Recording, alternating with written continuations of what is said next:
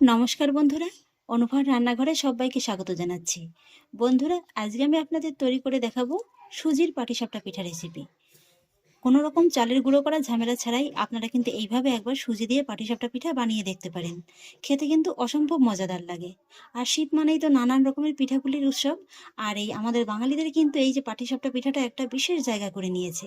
তো অনেক সময় কি হয়, বাড়িতে চালের গুঁড়ো থাকে না, একটা ঝামেলা হয়। তো এইভাবে কিন্তু আপনারা সুজি দিয়ে খুব সুন্দরভাবে পাটিসাপটা পিঠা বানিয়ে নিতে পারেন। আর এইভাবে বানালে কি হবে জানেন তো, এই পিঠাটা কিন্তু 2 থেকে 3 দিনের মতো আপনি রেখে দিতে পারবেন। একই রকম ভাবে কিন্তু একদম নরম তুলতুলে থাকবে।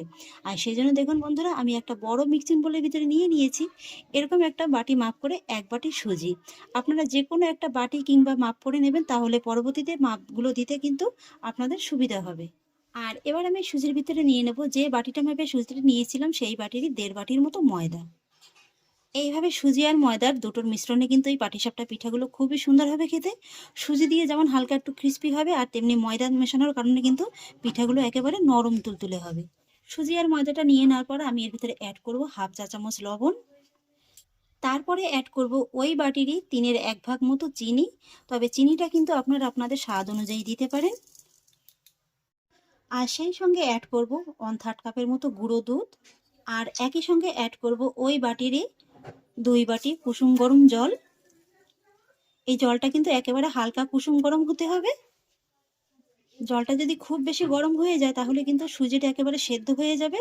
পিঠাগুলো কিন্তু সেক্ষেত্রে খুব একটা ভালো হবে না। আর এইভাবে একটু হালকা কুসুম গরম জল দিলে কি হবে, সুজিটা খুব তাড়াতাড়ি একেবারে ভিজে যাবে। এবার আমি এই সমস্ত উপকরণগুলোকে খুব ভালোভাবে মিশিয়ে ফেটিয়ে নেব। একটুখানি ফেটিয়ে নেওয়ার পরে আমার মনে হচ্ছে যে মিশ্রণটা কিন্তু অনেকটা ঘন হয়ে আছে, এতটা ঘন কিন্তু লাগবে না। তাই আমি আবারও এর ভিতরে অ্যাড করছি 1/2 বাটির মতো জল। এবার খুব ভালোভাবে ফেটিয়ে নেব। আর এইভাবে মোটামুটি 3 থেকে 4 মিনিটের মতো সময় নিয়ে কিন্তু খুব ভালোভাবে ফেটিয়ে নিতে হবে। এই যে বন্ধুরা, ব্যাটারটিকে কিন্তু আমি খুব সুন্দর করে ফেটিয়ে নিয়েছি। আর এবার এই ব্যাটারের ঘনত্বটা আপনাদের দেখিয়ে দিচ্ছি। আর হ্যাঁ বন্ধুরা, পরে কিন্তু আমি আবারও 1/2 বাটির মতো জলটা ইউজ করেছিলাম। তাহলে এখন পর্যন্ত এখানে আমার মোট কিন্তু 3 বাটির মতো জলটা লেগেছে। এই যে দেখুন, ব্যাটারটা কিন্তু এরকম একটু পাতলা ধরনের হবে। একেবারে যে খুব বেশি যে জলজলে পাতলা তাও কিন্তু না, আবার একেবারে কিন্তু ঘনও না। এই যে দেখুন, এইভাবে একটু চামচের পিছনে আপনারা নিয়ে চেক করে দেখবেন। তারপরে এইভাবে একটু আঙুল দিয়ে টেনে দেখবেন। যদি দেখেন যে এরকম খুব সহজে একটা রাস্তার মতো পড়ে গেছে, অথচ রাস্তাটা একেবারে সহজে মিশে যাচ্ছে না, তাহলেই বুঝবেন যে ব্যাটারটা একেবারে ঠিকঠাক হয়েছে। এই যে দেখুন, পাতলা কিন্তু একটা স্তরের মতো পড়েছে। আর এবার আমি এই ব্যাটারটিকে রেস্টে রেখে দেবো 15 থেকে 20 মিনিটের মতো। এই 15 থেকে 20 মিনিটের মতো রেস্টে রাখলে কিন্তু এই ব্যাটারটা খুব সুন্দরভাবে সেট হয়ে যাবে। আর এই ফাঁকে চলুন আমি আজকের এই পিঠাটার জন্য একটা খিরসা রেডি করে নেব। সেই জন্য ওভেনে বসিয়ে দিয়েছি একটি কড়াই। কড়াইতে দিয়ে দেবো 1 চা চামচের মতো ঘি। আর তারপর ঘিটা একটু হালকা গরম হয়ে গেলে এইভাবে একটু কড়ার ভিতরে ছড়িয়ে দেবো। বন্ধুরা, এইভাবে একটু খিরসাটা তৈরি করে খেয়ে দেখবেন, খেতে কিন্তু খুবই ভালো লাগে। একদম অল্প খরচে কিন্তু খিরসাটা তৈরি হয়ে যাবে। আর তার মধ্যে দিয়ে দেবো 1/3 কাপের মতো গোবিন্দভোগ চালের গুঁড়ো। এখানে আমি গোবিন্দভোগ চালটাকে 10 মিনিটের মতো একটু ভিজিয়ে এইভাবে গুঁড়ো করে নিয়েছিলাম। এইভাবে একটু চালের গুঁড়ো দিয়ে খিরসাটা তৈরি করে দেখবেন, যেমন খেতে খুবই ভালো লাগে, আর তেমনি কিন্তু দুধটা খুব তাড়াতাড়ি একেবারে ঘন হয়ে যায়। আর এই চালের গুঁড়োটাকে এইভাবে একটু ঘিয়ের সঙ্গে ভেজে নেবেন। এবার লো ফ্লেমে এই চালের গুঁড়োটাকে আমি একটু খুব ভালোভাবে ভেজে নেব। তবে খেয়াল রাখবেন কালারটা যেন একদম চেঞ্জ না হয়ে যায়।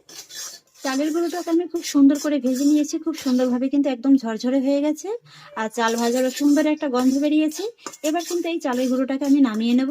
আর তারপরে এই একই কড়ার মধ্যে আমি অ্যাড করব 500 গ্রাম তরল দুধ। দুধটাকে কিন্তু আমি একবার জাল করে বলক তুলে নিয়েছিলাম। আর এবার আমি এই দুধটাকে মিডিয়াম হাই ফ্লেমে এইভাবে অনবরত নেড়েচেড়ে জাল করে একটু কমিয়ে নেব। মোটামুটি এখানে আমি 500 গ্রামের মতো দুধটা দিয়েছিলাম, সেখানে কিন্তু কমিয়ে 300 গ্রামের মতো করে নিতে হবে। দুধটাকে জাল করে দেখুন বন্ধুরা, আমি কিন্তু একটু কমিয়ে নিয়েছি। আর এবার আমি গ্যাসের ফ্লেমটাকে একেবারে কমিয়ে দেব। আর তারপর এর ভিতরে অ্যাড করব 1/3 কাপের মতো গুঁড়ো দুধ। এইভাবে একটু গুঁড়ো দুধটা দিলে কি হবে, খিরসাটা যেমন খেতে খুবই ভালো লাগবে, আর খিরসাটাও কিন্তু তাড়াতাড়ি ঘন হয়ে যাবে। গুঁড়ো দুধটাকে খুব ভালোভাবে মিশিয়ে নেব। আর তারপরে এর ভিতরে অ্যাড করব আমি যে চালের গুঁড়োটা ভেজে রেখেছিলাম, সেই চালের গুঁড়োটা এইভাবে অল্প অল্প করে দেব। তারপরে খুব ভালোভাবে মিশিয়ে নেব। এই সময় কিন্তু অবশ্যই গ্যাসের ফ্লেমটাকে একেবারে ছিমে রেখেই এই কাজটি করবেন। আর এইভাবে অনবরত নেড়েচেড়ে মিশিয়ে নেবেন। তা না হলে কিন্তু চালের গুঁড়োটা সঙ্গে সঙ্গে একেবারে দলা পাকিয়ে যাবে। পুরো চালের গুঁড়োটা আমি দিয়ে দিয়েছি, আর এবার কিন্তু ফাইনালি খুব ভালোভাবে মিশিয়ে নেব। চালের গুঁড়োটাকে আমি খুব ভালোভাবে মিশিয়ে নিয়েছি, আর এবার কিন্তু আবারও এইভাবে অনবরত নেড়ে চেড়ে দুধটাকে জাল করে আরেকটু ঘন করে নেব। তবে গ্যাসের আঁচটাকে কিন্তু একদম লোতেই রাখতে হবে। এইভাবে অল্প কিছুক্ষণ সময় নিয়ে নাড়তে নাড়তেই দেখতে পাবেন যে দুধটা খুব তাড়াতাড়ি একদম ঘন হয়ে গেছে। আর দুধটা যখন ঠিক এরকম একটা পর্যায়ে ঘনত্ব এসে যাবে, তখন কিন্তু এর ভিতরে অ্যাড করতে হবে ফ্রেশ নারকেল কোড়া। আমি যে বাটিটা মেপে সুজিটা নিয়েছিলাম সেই বাটিরই কিন্তু 1.25 বাটির মতো নিয়ে নিচ্ছি নারকেল কোড়া। নারকেল কোড়াটাকে খুব ভালোভাবে নেড়ে চেড়ে মিশিয়ে নেব। আর তারপরে নিয়ে নিচ্ছি ওই একই বাটি মেপে 1.25 বাটির মতো খেজুরের পাটালির গুড়। গুড়টাকে আমি কিন্তু এইভাবে একটু কুচিয়ে নিয়েছি। তবে এখানে আপনারা চাইলে কিন্তু গুড়ের পরিবর্তে চিনি দিয়েও এই খিরসাটা তৈরি করতে পারেন। এবার গুড়টাকেও আমি খুব ভালোভাবে মিশিয়ে নেব। গুড়টাকে আমি খুব ভালোভাবে মিশিয়ে নিয়েছি, আর এবার দেখুন বন্ধুরা খিরসার ভিতরে কত সুন্দর একটা কালার চলে এসেছে। আর এবার কিন্তু গ্যাসের ফ্লেমটাকে একই রকম ভাবে লোতে রেখে এই খিরসাটাকে আরো 2-1 মিনিটের মতো এইভাবে একটু অনবরত নেড়ে চেড়ে জাল করে নিতে হবে। এই যে বন্ধুরা ফাইনালি কিন্তু আমার খিরসাটা তৈরি করা হয়ে গেছে। আর ফাইনালি আপনাদের খিরসাটা তৈরি করা হয়ে গেছে কিভাবে বুঝবেন? যখন খিরসাটা তৈরি হবে না, তখন কিন্তু দেখতে পাবেন এরকম খিরসার ভিতরে একদম বড় বড় বাবলস ক্রিয়েট হচ্ছে। তখনই আপনারা বুঝে নেবেন যে খিরসাটা একদম ফাইনালি রেডি হয়ে গেছে। আর এই যে দেখুন ঘনত্বটা, এর থেকে কিন্তু আর খুব বেশি ঘন করতে যাবেন না, কারণ এটা যখন পরে ঠান্ডা হবে তখন কিন্তু আর একটু ঘন হয়ে বসে যাবে। তাই এই সময়টাই কিন্তু গ্যাসের ফ্লেমটাকে অফ করে দিতে হবে। তারপরে খিরসাটাকে অন্য একটা বাটিতে ট্রান্সফার করে নিতে হবে। ফিরে এলাম 20 মিনিট বাদে। ব্যাটারের ঢাকনাটা তুলে নিচ্ছি। এই যে দেখুন বন্ধুরা ব্যাটারটা কিন্তু খুব সুন্দরভাবে সেট হয়ে গেছে। সুজিটা একদম খুব ভালোভাবে ভিজে ফুলে গেছে। তবে এই 20 মিনিট একটু রেস্টে রাখার কারণে কিন্তু ব্যাটারটা আগের তুলনায় একটু ঘন হয়ে গেছে। তাই এর ভিতরে আবারও অ্যাড করব 2 থেকে 3 টেবিল চামচের মতো কুসুম গরম জল। ভালোভাবে মিশিয়ে নেব। এবার বন্ধুরা ব্যাটারটা কিন্তু আমার ফাইনালি একদম রেডি হয়ে গেছে। এবার চলে যাব পিঠা বানানোর প্রস্তুত প্রণালীতে। আর পিঠাগুলো বানানোর জন্য গ্যাস ওভেনে আমি একটি ননস্টিকের তাওয়া বসিয়ে দিয়েছি। তাওয়াতে সামান্য একটু সাদা তেল ব্রাশ করে নেব। তেলটাকে আমি খুব ভালোভাবে ব্রাশ করে নিয়েছি। আর এবার আমি পাটিসাপটাগুলোকে ভেজে নেব। আর প্রত্যেকবারই কিন্তু এই ভাজার সময় ব্যাটারটাকে এভাবে খুব ভালোভাবে মিশিয়ে নিতে হবে। আর এবার আমি 1 হাতের মতো ব্যাটার এর থেকে নিয়ে নেব, আর তারপরে প্যানের ভিতরে ঢেলে দেব। আর তারপরে এই ব্যাটারটিকে এইভাবে একটু আলতো হাতে ধরে ছড়িয়ে দেব। ব্যাটারটিকে আমি খুব ভালোভাবে ছড়িয়ে দিয়েছি। আর এইভাবে লো ফ্লেমে আমি 3 থেকে 4 সেকেন্ডের মতো অপেক্ষা করব, যাতে করে রুটিটা একটু ভালোভাবে শুকিয়ে যায়। রুটিটা খুব ভালোভাবে শুকিয়ে গেছে। আর এবার আমি যে খিরসাটা রেডি করে রেখেছিলাম সেই খিরসাটা দিয়ে দেব। খিরসাটাও কিন্তু এখন একদম ভালোভাবে ঠান্ডা হয়ে গেছে। এবার আমি পাটিসাপটাটাকে এইভাবে ফোল্ড করে নেব।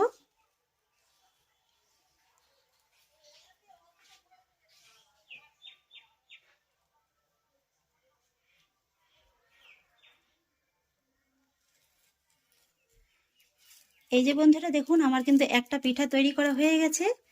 দেখতেই পেলেন কত সহজে একদম পিঠাটা তৈরি হয়ে গেল। প্যানের গায়ে কিন্তু একদমই কোনো রকম ভাবে ব্যাটারটা লেগে যায়নি। এই যে দেখুন।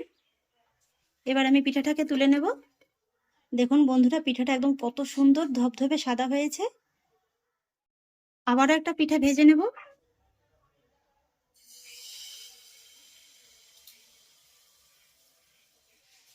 আবারও এই পিঠাটাকে ফোল্ড করে নেব।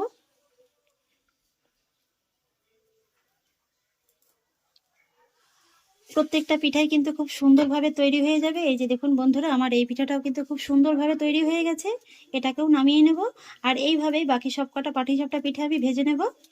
এই যে বন্ধুরা তৈরি হয়ে গেল সুজি দিয়ে নরম তুলতুলে দুধ সাদা পাটিসাপটা পিঠা রেসিপি।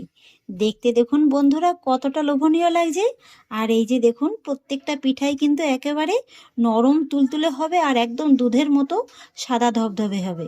এই যে দেখুন দেখতে কতটা লোভনীয় লাগছে। আর আমি আবারও বলছি, এইভাবে যদি আপনারা পাটিসাপটা পিঠাগুলো তৈরি করেন না, একটা পিঠাও কিন্তু প্যানে আটকেও যাবে না। আর এইভাবে 2 থেকে 3 দিন রেখে দেবেন, একদম কিন্তু পিঠাগুলো একটুও শক্ত হবে না। এই যে দেখুন পিঠাগুলো এতটাই নরম তুলতুলে আর সফট হয় যে এগুলো কিন্তু একেবারে মুখে দেওয়া মাত্রই মিলিয়ে যাবে। আর ভিতরের পুরটা দেখুন বন্ধুরা, কালারটা একেবারে কত সুন্দর এসছে। তো এবার শীতে এইভাবে একবার সুজি দিয়ে পাটিসাপটা পিঠা বানিয়ে দেখতে পারেন। চালের গুঁড়ো করার কোনো রকম ঝামেলা লাগবে না, অথচ খেতে হবে কিন্তু খুবই সুস্বাদু। তাহলে আশা করছি বন্ধুরা আমার আজকের এই সুজির পাটিসাপটা পিঠা রেসিপি আপনাদেরও খুব ভালো লেগেছে। যদি ভালো লেগে থাকে তাহলে আমাকে অবশ্যই একটা লাইক এবং কমেন্ট করবেন, সেই সঙ্গে বন্ধুদের সঙ্গে শেয়ার করবেন। আর প্লিজ বন্ধুরা, যদি আমার পরিবারের নতুন সদস্য হয়ে থাকেন তাহলে একটা সাবস্ক্রাইব করে পাশে থাকা বেল আইকনটি প্রেস করে দেবেন। ফিরে আসছি এরকমই পরের অন্য কোনো নতুন রেসিপি নিয়ে। সবাই ভালো থাকুন, সুস্থ থাকুন, ধন্যবাদ।